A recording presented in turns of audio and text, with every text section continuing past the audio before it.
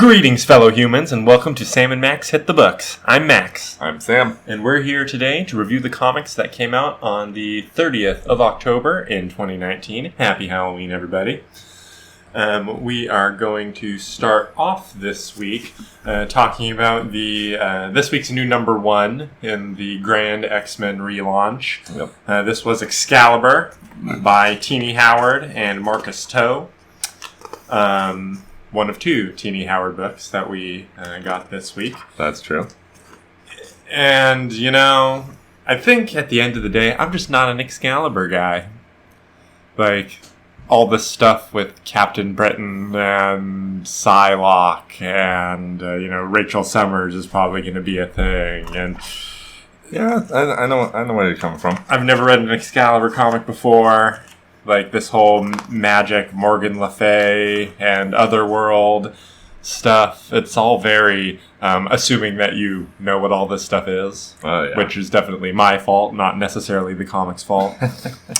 Yeah, I don't know. I was very uninspired by this issue. This one was a struggle for me to get through. What did you think, Sam? I thought it was okay. But yeah, it's a lot of characters that I'm not too familiar with, just talking to each other for almost all of this, and then just some King Arthur cult. What do you think of Apocalypse's "Call Me by My New Unpronounceable Name" recurring gag? I mean, it was okay. Yeah, I don't know. This Apocalypse just doesn't feel very apocalypsy to me.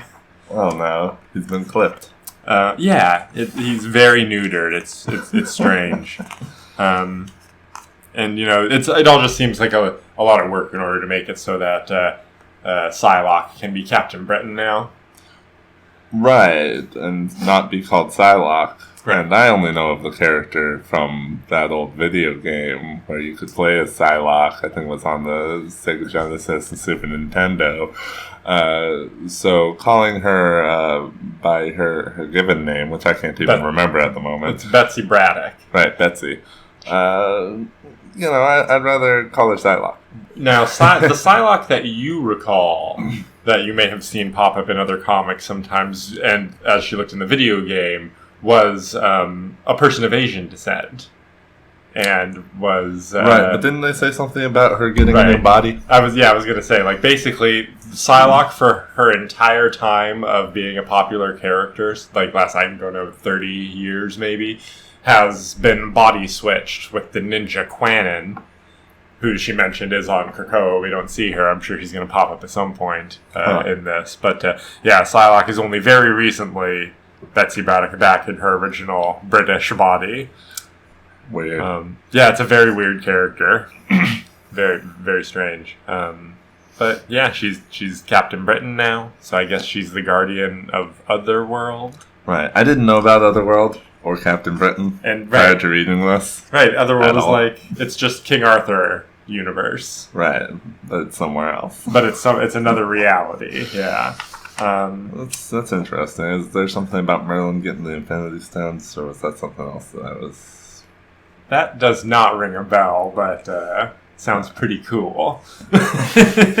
Not getting, having. That must have been something else. Was that in Fantastic Four Grand Design? That was Infinity Stones were right. Yeah, popping around. You're right. I'm not too inspired by this. I don't think I'm going to pick up the next issue unless you. No, I'm fine with that. Yeah, so I'm giving this I'm going to give it a 2 because I thought the art was good. Okay, I give it a 4. But okay. Just because I like everything a little bit that's going on in X-Men due to what's been going on in X-Men. Yeah. So right now I'm enjoying all X-Men a little more than I normally do. Well, that's good to know. And to be completely honest, that is exactly what this relaunch is supposed to be about. So It's good to know that it's working on the less jaded. Right. For the most part, I feel like I have my footing in this X-Men, where normally I pick up an X-Men comic and I don't know what's going on. Right. Which, and some X-Men fans would say that is how it should be. It's like a straight up hazing thing. I had to go through it, you have to go through it too. Understanding X-Men continuity was a weird rite of passage for geeks. Huh. And so, but yeah, I can appreciate that it's narrowing it down and focusing it for you in a way that makes it comprehensible. Yeah, I also appreciate that. Now we're going to talk about issue 4 of Death's Head. Oh, the other Teenie Howard. Right, that's also by Teenie Howard, drawn by Kaizama. It looks really good. Yeah, this issue in particular, I think, looked really good. Though they've all looked really good. It's just here we get a lot of, Death's Heads running into each other. And, yeah, it's fun. It remains fun through the issue. There's some talk back and stuff, but mostly you know what's going on. The other Vs are activated, or other Death's Heads, really, and they're given V personalities because he's the least buggy. And though it gives them like empathy and stuff, but they won't live long enough to develop their feelings. Right. So still a good force, but that doesn't work at all because Death's Head just basically goes to the command room where the lady's controlling them from. I don't know her name, but I don't call her name either. But she's a weird character. Yeah, and she wants to take him hostage, and he just flips that around on her. I thought that was pretty funny. It's weird how, like, I guess I never understood her motivations because the way the book ends, which it really just kind of ends, if you ask me. Oh, yeah. All of a sudden, they're just on the same team, and he's given this monologue, like, all she needed was stuff to build. Like, I'm going to give her stuff to build, and we're friends now. And it seemed like I'm not super familiar with Death's Head continuity, but it seemed like this was like a villain character who was like maybe an alternate reality version of a villain he's faced, but still like, right. This was a person with some real animosity towards him. Right, they had a history. She was straight looking maniacal and making evil faces. That's mostly what my problem is. And trying to make a Death's Head army. Yeah, it's a very weird like, oh, we only have this many issues, let's just stop here. Thing. Like, it felt to me like you needed one more issue. Like, the Yondu thing is like, let's wrap it all up with a funny little bow. Right, exactly. It's a wrap it all up. But I took it as, she wants to build robots, so he's going to let her work on him, and that, because of that, no animosity. Right. But not knowing anything about the characters, I'm inclined to accept it. Fair enough. And, the Young Avengers stuff in it was fine. I'm sure it's better if you're into Young Avengers. Yeah. Like, Hulkling's an alright character. It was cool when he turned himself into a Death's Head copy. I feel like Hawkeye never needed to show up, really. Like, her showing up was just like, here she is. Right. I forgot that she showed up, and I'm like, oh, Hawkeye's there, too. Right. So, what do you think? Yeah, I give it a 6. Pretty good. I'm going to give it a 5. It worked out for me. I really, really liked the art. I thought it looked fantastic. And me too. But yeah, the ending was All right. Next up, we're going to talk about the first of 2 issues of Fantastic Four Grand Design by Tom Scioli. Now, here's the thing about these both Tom Scioli comics and the Grand Design comics. The previous ones being done by Ed Piskor. Are you sure it's not Scioli? I'm sure because I watch his show, Cartoonist Kayfabe, and he says I'm Tom Scioli. Scioli. Yeah. Okay. So yeah, it's him and Ed Piskor, the buddies, and he's now doing Ed Piskor's bit, doing this Grand Design comic. Nice. The thing about it is, like, you can read one page of this and instantly decide if this is something you like or something you don't. Like, assigning a number score, like the way we normally rank comics, to this is meaningless. Yeah. It's really dense. This is the same thing as reading 48 issues of the Fantastic Four. Like, sometimes whole issues will get summarized on a single page. Yep. Some of them are very good. I really enjoyed the Black Panther origin page, which seems to be incorporating quite a bit of visuals from the film Black Panther, the fighting for dominance in the watery pit. And, and I like the idea of the asteroid that wiped out the dinosaurs it's the vibranium asteroid. Yeah, the Wakanda is built around. Yeah, he brings it all together. The Doctor Doom page is great. I love the original origin where he joined an order of self-mutilating gypsies, and that's why he wears the mask. And, they put it on while hot. Like, he wasn't scarred before that. Right. But that's what actually scarred to love that, the classic bit. I loved it when we get Ben Grimm's origin, and I really wish the mom's line had been the wrong kid died. When she says, it should have been you. When his brother gets knifed in a street fight. My favorite thing about the issue, though, is the way that it's all from the Watcher's point of view, right? So first of all, they give you the quote-unquote, they seem like they're giving you the origin of the Fantastic Four on the first page, because you see 4 scientists rocketing through space and being bombarded by cosmic rays. Yeah. But it's a twist, because it's actually Galactus, and we get this bit where I don't know if this is actually how it goes down in the original origin or not, but like the Watcher saved Galactus, man, at least in the Scioli version. Yep.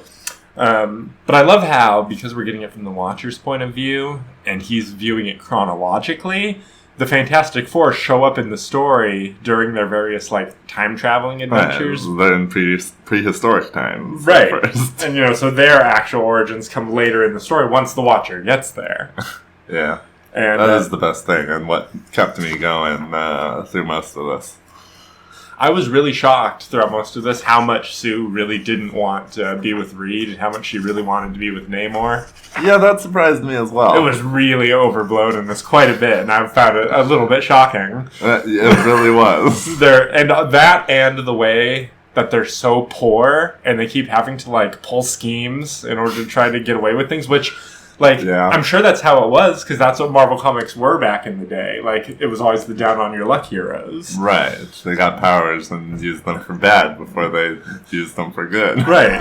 And it's just weird compared to how the Fantastic Four are always now portrayed in comics, where they're, basically like Jesus and his disciples of Marvel Comics. They're so perfect and wonderful. And, Reed has infinite money and infinite technology for everything. And infinite brains. This comic is a 10 or a 1, depending on if you're into this kind of comic or not. I'm going to give it a 9. All right. I'll give it a 7. Cool. Yeah. I learned a lot.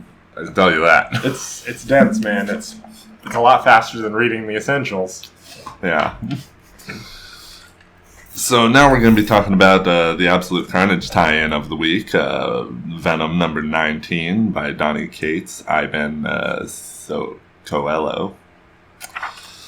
And this is interesting because this is it's catching up to stuff that we've already known happen with Scorpion and Carnage and Venom taking him back to the Maker's lab. And we get to see what happened to the Maker, which, everybody dealing with him before they go to the lab. I'm really mixed. Interesting. I'm really mixed on the Maker's symbiote design because I really wish they had made him look a little bit more like Hybrid and a little less like 4 symbiotes mashed onto his different sections. Put on him. Right. That's a little bit of a missed opportunity for me in this series, and it's really... I can only say that because it's been so complete about giving you a glimpse of every single symbiote we've ever encountered. Yeah, that is true. But, this one shows us the bit we missed about Eddie's kid saving Venom's kid, Sleeper. Yes. And, And what is Dylan, man? What is Dylan? What is Dylan? They've been teasing it for a while now. He can control symbiotes, man. Right, because he does. He controls Sleeper, makes him into a wolf. Like a dire wolf. Yeah. Big old 4-eyed monster wolf with a venom tongue. Yeah, so that's interesting, but we better find out what that's about. I mean, I'm sure that we will find out what that's about as part of all this. Yeah, hopefully. Yeah. But then we get to the problem with this issue, which is that I don't know if it makes sense in continuity. Right, that's the thing. The Banner thing. Because Banner, he says how he had a little bit of a run-in with the Carnage symbiote. Yeah, he said he had some symbiote problems of his own, but they're okay now. Now, and it directs you via editor's note to read the Absolute Carnage Immortal Hulk tie-in book. Right, which should be after this. Right, we read that. Yes, we did.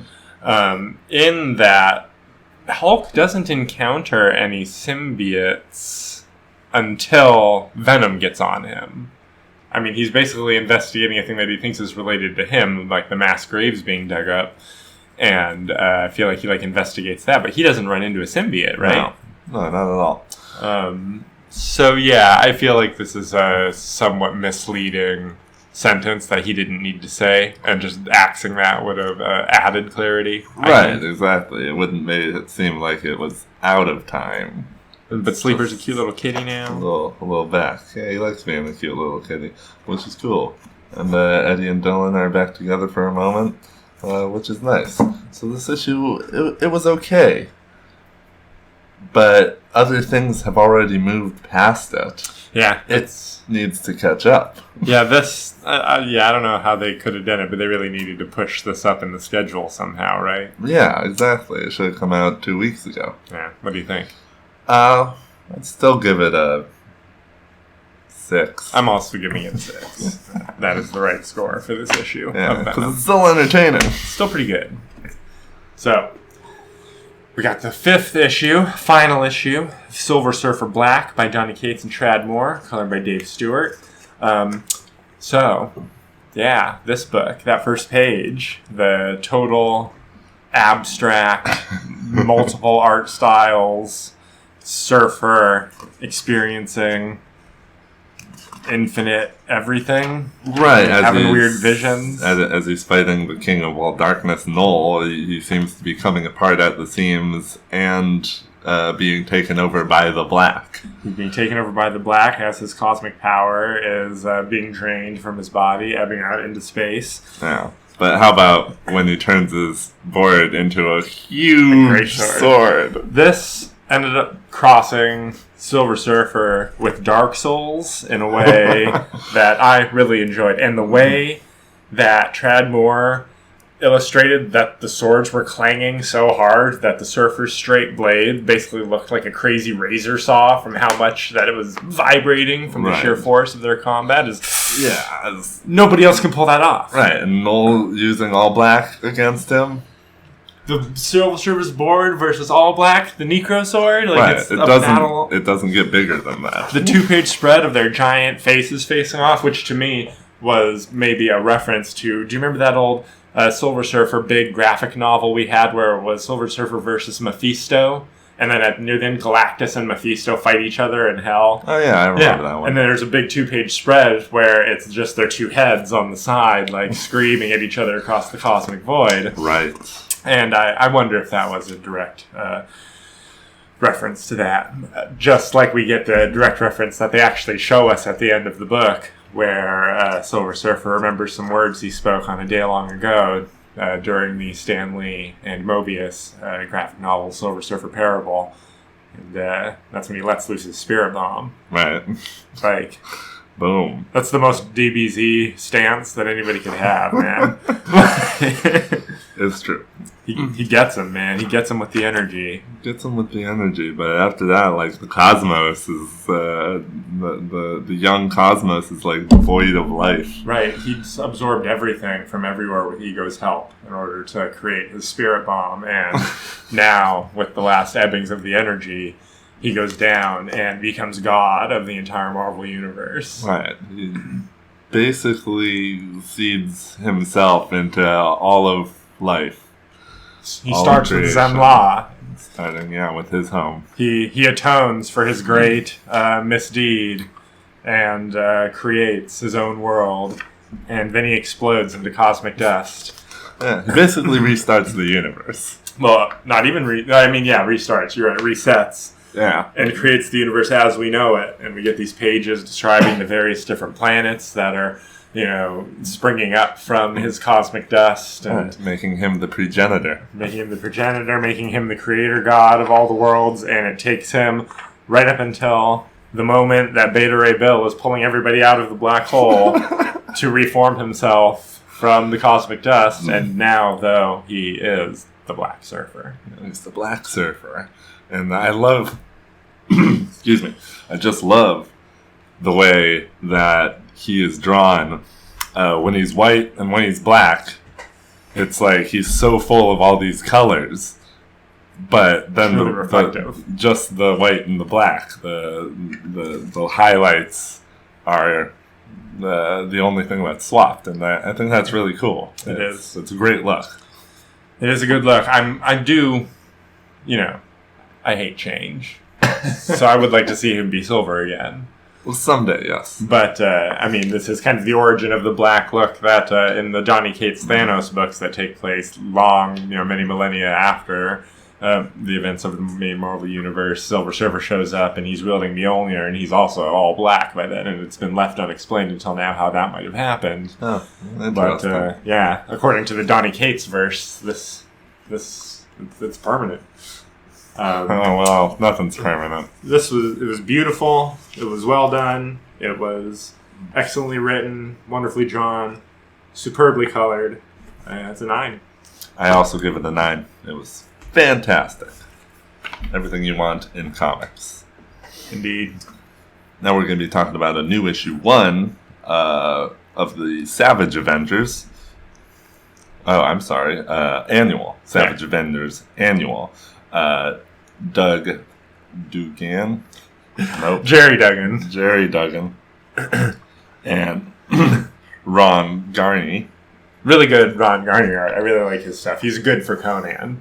Yeah, exactly. And that's what this is. It seems that's what Savage Avengers is. It's going to be Conan and whoever's around Conan. Yes, exactly. But as far as Conan comics goes, Conan in the Marvel Universe, right. I'd say this is a pretty good one. Because he goes into a town to get himself a woman, but it's only sex slaves, and he's like, what the hell, man? Yeah, mad about that. She doesn't want to sleep with me. She doesn't want to sleep with anybody. So he decides to just take down the entire drug and sex trafficking trade in the region. Which is pretty cool. He does a very good job, and he's met up by a few friends. Befriends some prostitutes. Black Widow. He makes some prostitute friends, and Black Widow shows up, and Damian Hellstrom is also in this. Yes, Damian Hellstrom, the son of Satan. Well, I assumed that's what he was. Yeah. Because he totally just comes up from hell to wreak some havoc on these same drug dealers and traffickers. Yeah, he's a good guy. Well, why wouldn't he be when he works for the guy who, has the hardest job of all? Yeah, in the Marvel Universe? Yeah, I know. No, I don't believe he's the son of Mephisto, but don't quote me on that. Yeah, and you just get a good amount of savageness out of all of that. Those three together, just they can kill a lot of some people up. Conan steals Hellstrom's horse, which is also really cool because then he can be riding a flaming horse as he's macheteing people. Yeah, Conan with a machete. And I do like do I like the running gag of Conan tries to pick up and use a gun and can't use it and just uses it as a club? Maybe I don't like that. Well, I don't know. I'm undecided. I mean, it was not that good the first time. It's better It was a little better this time. A third time might make it funny. Right, that's true. But you cannot deny it's effective. I like that in this one. It's like he doesn't know to cock a shotgun, so that's why he can't do this one. So I really hope that it's like he keeps getting ever more complex guns until he straight up has like a cable gun, like a futuristic sci-fi laser beam weapon with many barrels, and it's just like right. Now you're on to a running gag. That would be good. And this comic was good. There was some extra stuff on the side that didn't really matter, but all the action, I liked it. I give it a 6. I also give it a 6. It was enjoyable.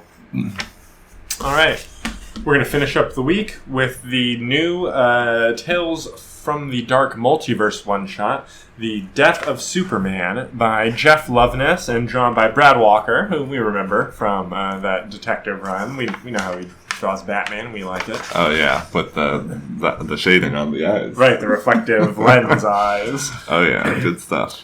So this is what if Lois Lane became the Eradicator instead of the Eradicator just going out and doing his own thing during the Return of Superman arc. And Lois basically does injustice. Yep. But herself instead of Superman. Right, because he dies. Right, he dies, and she goes around and is killing everybody. And then he comes back. And then he comes back, and Lex Luthor is hilariously the super long-haired, long-bearded redhead Lex Luthor that he was during that era when he had pretended to be his own son, but put his mind into a cloned body. Nice. Yeah. Sure. So, sure. And she fries Joker, and then makes Batman mad. So she fries Batman. And the way you phrase that. Yeah, you can't be going and killing no Joker. Batman will get mad at you. Batman does not. It destroys his entire dichotomy. He cannot exist, I'm told, without the Joker. Right. And then Cyborg shows up, and he's a big threat. He does? Cyborg. Yeah, Cyborg Superman. Oh, I'm sorry, not Cyborg. Right, Cyborg Superman. Cyborg Superman / Hank Henshaw. Right, yeah, he's cool, he's powerful. Yeah, you remember him, we saw him on the animated series. Oh, totally. He has the kryptonite in his chest. Right. No, he's not Metallo. That's different. Damn it. But the funniest thing about Hank Henshaw is that he started out as a Fantastic Four parody. Reed Richard, Hank Henshaw, he came down from space and he was with 3 other people, but they all died horribly immediately from their mutations, and he gained the ability to control metal. Oh, nice. Yeah, little trivia moment there. But yeah, then long-haired 90s Superman in his black suit shows up and dies immediately. Yeah. Very quickly. Nobody lasts against Lois Lane. And Lois is gonna stay evil. Yeah. And that's that book. She's gonna purify the universe. She's gonna purify the universe. She's gonna eradicate it. Yeah, same thing. If the score is based on is it worth the price, I have to give this a 5 because I really liked the art quite a bit, but the story felt like it was ticking off boxes in a way that the Azrael, Saint Batman one didn't. That one felt like it was a weird story that needed to be told a certain way. This was you knew where this was going though. Oh yeah, right away. That's the difference. Right, it's true. And that's true. It's very predictable. It's just ticking off the boxes. Lois goes evil, kills everybody, gets maybe a chance to be redeemed in the end. But this is a dark multiverse one shot, so we know it has to end evil. Right, but I don't. You can't just make your dark multiverse bad stuff happens. That is 100% what it is. Yeah, that's my gripe. But if that's what it's going to be, you have to really turn the screws like the other one did by having Bruce Wayne be a fucking crazy disembodied head and torso who then becomes an electronic Batman, man of bats. The man made out of nano bats. Oh god. Yeah, who absorbs you, which doesn't count as killing you. That's really doing a big concept. This is just ooh, Lois bad. She did an injustice. Right. Evil Superman Lois kills everybody, You don't need to read it. Very good point. So what do you give it? I give it a 5. I give it a 4. Alright. So that is going to do it for us for the week. Thank you so much to everybody for listening. Please remember to leave a like and subscribe if you haven't. We will be back in the near future with even more comic reviews. Uh-oh, somersault jump.